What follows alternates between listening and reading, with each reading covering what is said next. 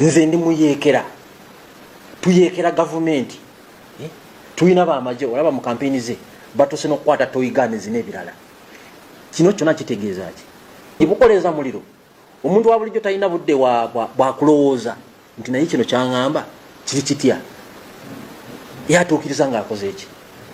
So in the end ojja kusanga nga abantu abawazi aba-incitinze as confronting security services je bali mitwalo 8 abapoliisi bali mitwalo 5 fe bannayuganda tuli miliyoni 4 n'okusoba bano tubasobola. What a message is that from a political leader? You are inciting violence.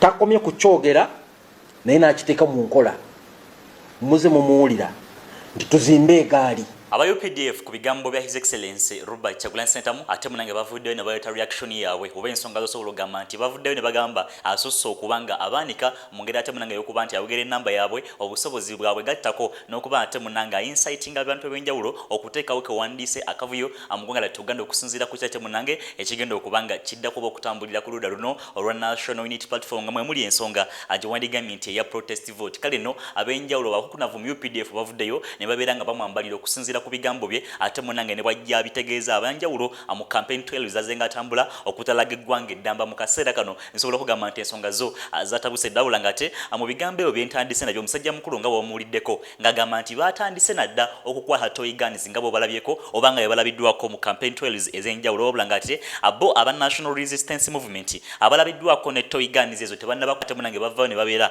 nga boogerwako nga bebogeddwa akuba His Excellency Robert Kyagulanyi Ssentamu. Ekifaananyi ekyolaba waggulu nsobola okugamba nti basajja bakulu nabo ate munange vibe eza campaign bwe zibatambulira ku side zeyo bahandise nabo okukwa toy guns wabula ate yo omwogezi w'amagye bwavuddeyo ayogedde kuba His Excellency Robert Kyagulanyi Ssentamu yekka nga wolabye ku nsonga zentandise nazo oba osobodde okuba nga ate munange ozekkanya. Kale nno bo bannamateeka ab'ekibiina ekya National Unity Platform abavuddeyo ensonga ne bazambalira oba ne yambalira abwandiisi abamagye mu mbeera okuba ate munange babalabudde ku ki ekigenda okuddako babalabudde ne babagamba nti His Excellency Robert Kyagulanyi Ssentamu asinga akola musango mu bigambo bye byayogera akale nno baveyo bamukwate basobola okuba nti munange balaba ki ekigenda okuva ku side eno agiwandiise eya National Unity Platform nga bayita mu mateeka era nga bwavudde ne bagamba ate munange tewali mateeka gamenya nga yo omukulembeze wa National Unity Platform oba nga bwogenda okuba nga ate obyekkanya muliro mwerere gutambulira ku side eno abo aba National Resistance Movement oba abewandiise aba NRM ate munange abali mu kutya okusinziira ku maanyi g'abantu agatambulira ku side eno nga bwe bagenda okuba nga batalaaga okunoonya akalulu kabwe ate munange ababatwalako kukola tondeka nnyuma babafubutula misinde nga bagamba nti mugende ate no twagala His Excellency Robert Kyagulanyi Ssentamu yekka ng'ensonga bwogenda okuba nga ate awuzikkanya. Kale no video gilaikinga oba gikonemu ekigalo esobola okuba nga etambula ab'enjawulo basobola okuba nga ate abekkanya ku bubaka nga buno bwenkwetikidde oba bwenkuletedde mu kaseera kano kansuka nkugireko ako katambika nate munange obusonga balabula amagye oba bewandiise aba UPDF okuva ku side eno gye wandiise eya opposition nga bagamba nti ki ekigenda okuba nga kiddirira maaso awo singa ate munange banaba beetantadde ku nsonga za protest vote agattako n'ebyenjawulo ebigenda okuba nga ate bitambulira ku ludda luno. Soka wekkanye katambika n'okomewo atwengereko n'agaleero. Asitaba amagye mujja mu kalulu ne mukyankalanya ne muleeta ebyokulwanyisa ne mutubba akalulu ne mutubbako obuyinza bannansi bwe tusobola okuteeka mu muntu yenna. Nze siina gwe ngamba nti yono bannansi gwe banaasiima gwe banaasiima. Olunaku abantu ba bulijjo tugenda okukitegeera nti mwakaseewo embeera gye tutakkiriza ffenna bannayuganda tugenda kufuuka bayeekera era gavumenti tugenda giyeekera kasita mutubba bwe muti akalulu. Obubonero twabulabye mwavudde mu balaksi gavumenti yafa kati muzze mutukange kange mulowooza tutya uniform magezi tetubatya okutta tukimanyi mutta era mujja kututta. Leka nkubuulire ojja kuttako bosse magezi naawe bakutte naye tokola ensobi sipaaka ziri 2 era nkulabula yiiya byonna by'oyiiya magezi naye olunaku ku mulundi guno luli kyali kiralamu. Ku mulundi guno olunaku lwogenda okukwata Bobi Wine omusibeko omusango mbu muyeekera si bye bino ebyabeesigye owammwe abadde wammwe ebbanga lyonna. Ono Bobi Wine waffe oli abadde wammwe ono Bobi Wine waffe w'abantu nkulabula era nga nkubuulira mazima yonna okwetooloola ensi bannayuganda gye bali tebaagala kugamba bugambi. Nze alina eddoboozi erisobola okubuulira mazima kankulabule nga tonnakola era muzeeyi kankulabule mangu nga muzeeyi tonnabakola era olunaku lwokwata Bobi Wine okwetolola si Uganda yokka okwetolola ensi yonna ogenda kuba okumya akabiriiti nga weekumyeko omuliro tokimanyi nti obadde weeyiridde amafuta ga petroli. Magezi nkukakasa nga sikulimbye nkwotinga ne bwe muliba mu nziso obijjangayo ebigambo olunaku lwogenda okukwata Bobi Wine ensi lwegenda okutabanguka. Magezi lwe mugenda okuva mu buyinza, magezi lwe mugenda okudduka, magezi lwe mugenda okuddamu amagezi. Zonga bozirabyeko basajja bakulu bo bawera nkolokoto okuva ku ludda lwandise olwa National Unity Platform oba lwandise olwa opposition. Kale nno abalabuddeko abamaje mu kusokera ddala ne babagamba nti mugenda kuteekawo olutalo n'okuteeka bannayuganda mu mbeera okuba nti bonna bagenda kufuuka abayekera asinga munava ate munange ne muyingirira ensonga ezo za protest vote nga bwe zigenda okuba nga zitambula akusaide eno gye wandigambye ate munange ya National Unity Platform. Wabula nga ate ng'ovudde ku bamaje oba UPDF waliwo abalabiddwako mu katambi kali ke nakoledde mu kusooka ate nga nabo batendekebwa okulaba nga ate benyigira mu kuzikiza obuvuyo bwe basuubira okuba nti ate abugenda kubeerawo mu nsonga zino ezitambula oba ensonga ezigenda okuba nga zitinta mu nnaku z'omwezi ziri 15 January. Kale no osobola okugamba nti ate go muliro mwerere nga bwe nakutegezezaako nti aba National Resistance Movement ababaka ab'enjawulo bo basabula buli gye bagenda okusaba kalulu ogenda kuba obyekkanya bulate anyongera kujugiza nti Sheikh Sharaf Demba kugamba nti musale nnyo amubeere okuba nti ajjanja bagata kuno okuba nti ate agonjola endwadde n'ebizibu ebyenjawulo ebyolekera mu bulamu bwo abeera nga omukonako ku namba y'essimu gy'olaba esimbye 14 ku screen yo ajja kuba kuvumula ajja kuba akusomereddwa nga kitabo kitukuvu kulanya kyakwesa obulamu asobole okuba nga temunange yabuza mu nteeko. Kale no akansi kenkugirako kate munange ku bannamateeka b'ekibiina ekya National Unity Platform abo bavuddeyo ne basonkereza oba ne bayambalira bewandiisa abakuumaddembe bali behandise nabo ate munange nga bayinsight nga bagamba nti His Excellency Robert Kyagulanyi Ssentamu ebigambo byakozesa bikosa oludda lwandigambye ate munange olw'ebitongole ebikuumaddembe naddala oludda lwandiise olwa UPDF. So kulabe katambi kano okomawo ate munange ku ludda olwa ku bice ebitambulira ku side eno agiwandiise ya NRM.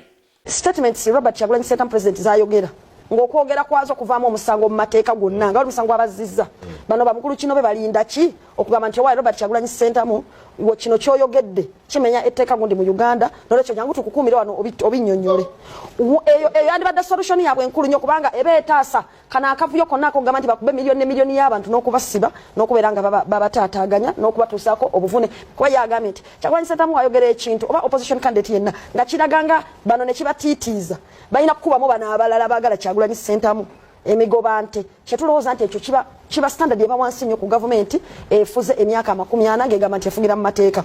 So bano bakulaga nti tebalina parameters kwe batambulira kasita banyiiga balina obusungu olukino bakinyedde nti batulayo ne bawulira obusungu abalaba Kyagulanyi alinako byayogera obusungu ne bubakwata ne bajja ngoledde balina obusungu nga basonda obusungu nga bukyali nti omwana yakutte ekimagazi nange bayibe bankoledde emundu yange era nina bale ngajirako wano mu studio nange nina ekizingonyo kyange yes zabakoledde magazine ku police ati nkubulira mazima nange bankoledde na magazine yange kuba kimubeti naye yakizingonyo kino we mutyanyo muri batitizi obutitizi just ogamba bugambi nti fetuli oli agamba fetuli bayekera naye lwaki tokimalayo nti abayekera mu mateeka Kyagulanyi Ssentamu buli bwakyogera abalungi abatuwuliriza era abatulaba olunaku olwaleero tukyaddeko ewa Sheikh Sharaf Demba sebo sanyusa okubalaba amannya agange Sheikh Sharaf Demba akola ku bizibu by'enjawulo omuntu singa aba alina ebirwadde musomereddwa tunywa amazzi ga lukuya nga bw'obadde ogalaba tugenda abantu ku kyoto ne twokya emizimu emibi egibabaamu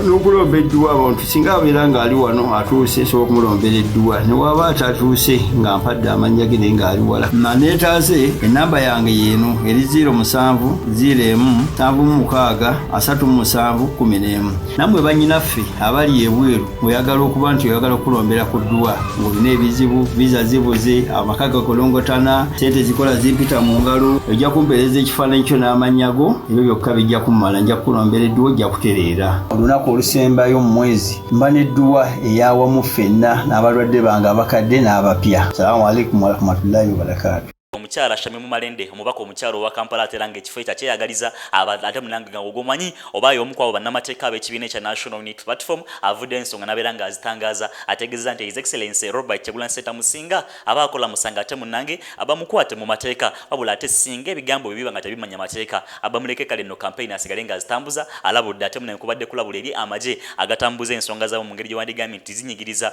oludda luno lwandiise olwa National Unity Platform oba oludda olwa opposition ensonga bwe zitambula ku side eno muliro mwerere kansuke nkujire okate munange akubabaka abenjawulo abasabuddwa nga muno mwe muli ne presidential candidate omulamba amusajja mukuru Mubaraka Munyagwa ye ate bamulese waggulu ekitiro ekyakesiza olunaku olwaleero ate munange babadde nga bamufubutula bagamba nti nedda afe tumanye ekintu kimu people power era nga national unity platform so kulabe katambi kano okomawo otengereko nagaleero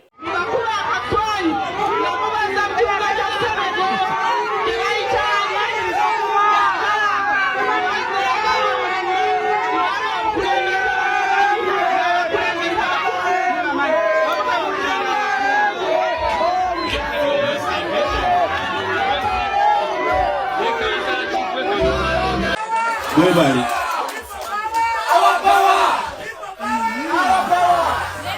I don't know.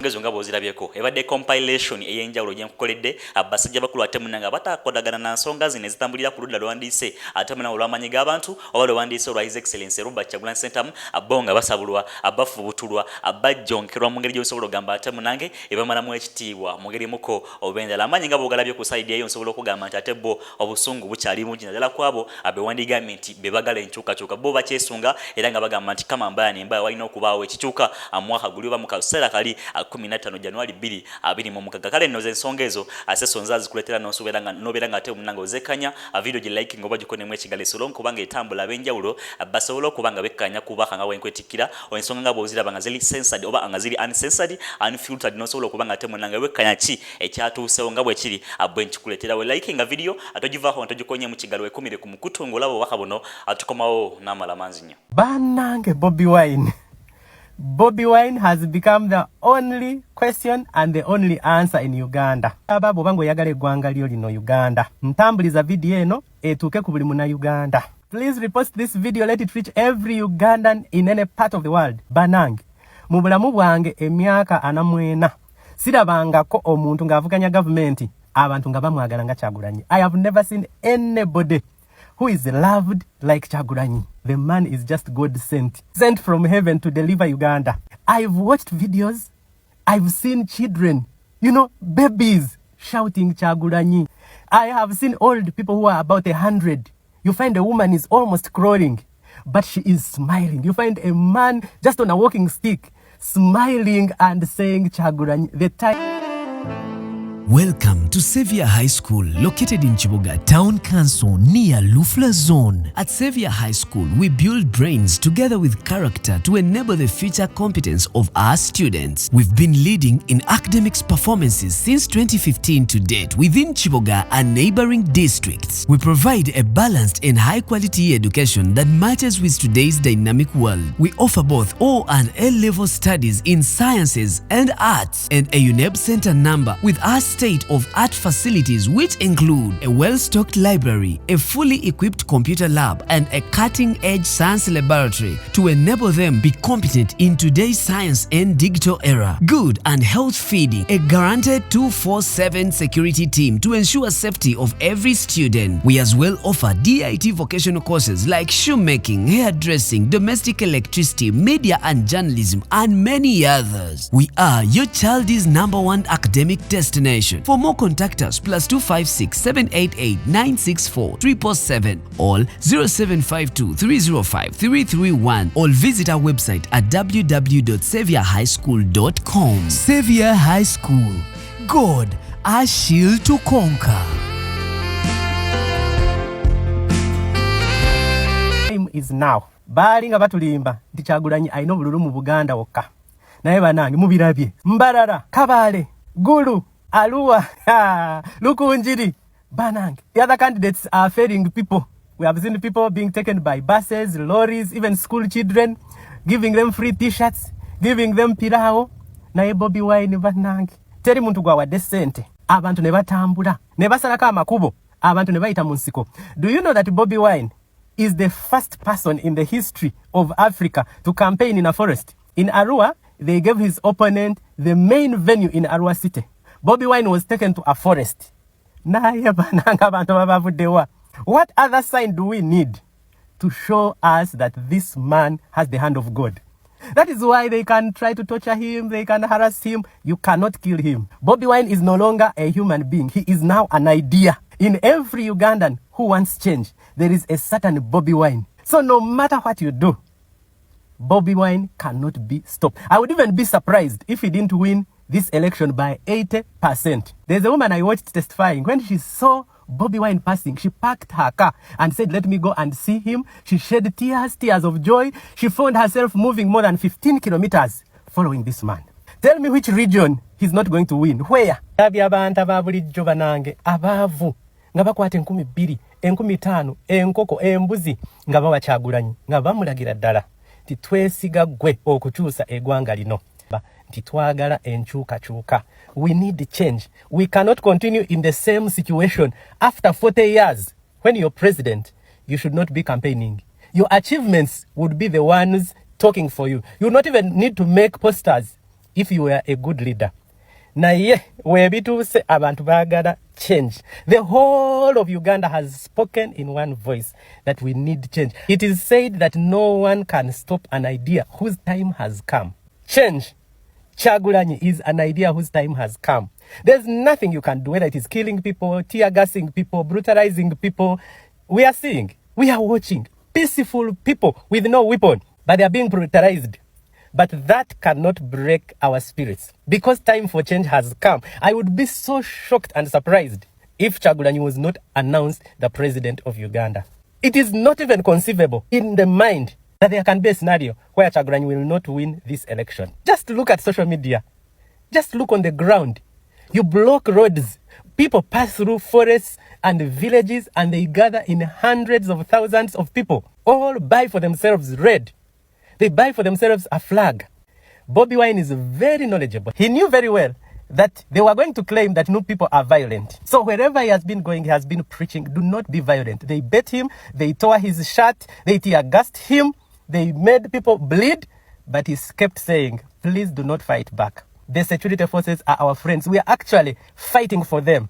We are not fighting them. Do not fight anybody. Be peaceful. I've seen some places where security has guarded the people. They have made sure everything is peaceful. Not one person seen vandalizing, stealing, beating anybody. Just celebration. Celebrating a new Uganda. And there is a certain thing that Kyagulanyi has done, which I want to highlight. Wali wakantu, Bobby Wine ke yakola. Omusajja alengera wala. Omusajja n'asalawo alete bendera. Bendera manyi kye kitegeeza. In international law, a flag represents love for a country. It also represents peace. When you see a person raising the flag for the nation, know that is a person who is not violent. He's not going to fight you. He's not going to steal. You're supposed to respect it. That's why neewuunya abapoliisi n'abasirikale abakuba bantu nga balina bendera ya Uganda. Bendera kitegeeza dembe. Munsi yonna kitegeeza omuntu alina bendera wa dembe ate ayagala eggwanga lye. This time change has come. Omanyi n'alabye ne ku mikolo kwanjula kuhinjira weddings abantu nga bayimba Bobby Bobby Bobby Bobby Kyagulanyi tuliyambale ngule abantu bayayanira enkyukakyuka. Baali batulimba mu Bobby Wine lwakubanga musician abantu bajja kulaba omuyimbi. Kampe eri endala ereta ba Eddie Kenzo ba Chameleone ba Bebe Kulu ba Stacia Mayanja abawemula naye tebafuna bantu just babakakabukake. Waliwo ekitundu ekimu kye batugambye mbu poliisi n'amagye baagala buli omu ayingira ate bamutise bamulese mu kirole bamuwadde ssente bamuwadde t-shirt naye ne bagalawo ne babafuulamu abasibe toyina kuva wano mpaka laale ng'eweddewo. Naye Bobby Wine abantu abawaaki abantu balina omukwano eri Bobby Wine. People want change. The time is now. Banange Bobby Wine waliwo kye yakoze omusajja ali very humble, respectful. Waliwo omukyala gwe yabadde ayanjula omwana we bamuta mu struggle eno. Kati n'afukamira ng'abuuza Bobby nga yeebaza Bobby Wine ne Bobby Wine n'afukamira n'agamba you cannot kneel for me, I will also kneel down to respect you. Banange mukulembezi ki mu Uganda gwe wali olabye ngali hambo bwatyo. Tuna kumakinga sure Marino sefira bwerere. Tuna kumakinga sure Marino tafuna justice. Tuna kumakinga sure abantu bebateka sese. Mama tukwagala nnyo. Tetugenda kutoa mama. Tetugenda kulekera ono mama. Ye mama tuzalira Marino simama baguzi kudesika. People power. Our power. People power. baganda bange bayamusiza mwonna asiimye oyo nga pulezidenti waffe